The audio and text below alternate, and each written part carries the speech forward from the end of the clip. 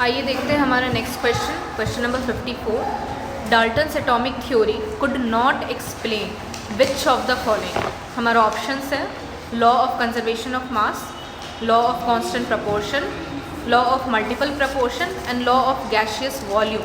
सो ये हमारा तीनों लॉ जो है डाल्टन्स एटॉमिक थ्योरी के द्वारा एक्सप्लेन किया जाता है, और option 4 law of gaseous volume Dalton's atomic theory के द्वारा नहीं एक्सप्लेन किया जाता है। So our correct answer will be option 4। Next question, consider the following compounds KO2, H2O2, H2SO4।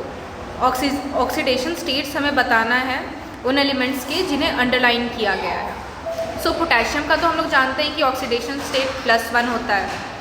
Peroxide H2O2 एक परऑक्साइड है। सो ऑक्सीजन का यहाँ पे ऑक्सीडेशन स्टेट -½ होगा, और -½ सिंस यहाँ पे 2 एटम है तो 2 से मल्टीप्लाई कर देंगे।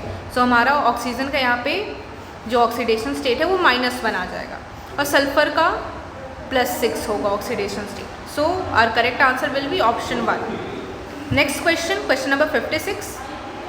Half life for a first order reaction is 1 minute, then the time required for 99.9% completion of the reaction is closest to.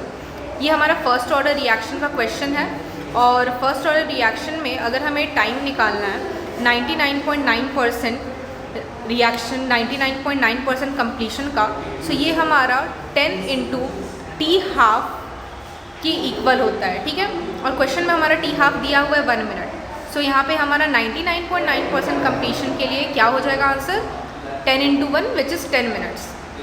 Next question हम देखते हैं, the correct order of the wavelength of light absorbed by the following complexes is.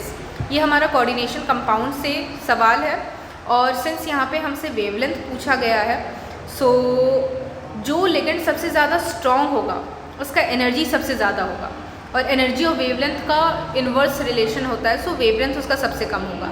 सो ये दोनों concept लगा के हम बोल सकते हैं कि इसका ऑप्शन आंसर जो होगा ऑप्शन 1 होगा, ठीक है। सिंस CN जो है सबसे ज़्यादा स्ट्रॉन्गेस्ट लिगेंड है, तो इसका वेवलेंथ सबसे ज़्यादा कम होगा। Next question 58। Which of the following compounds can exist as cis trans isomers. ये क्वेश्चन हमारा थोड़ा कॉन्ट्रोवर्शियल है।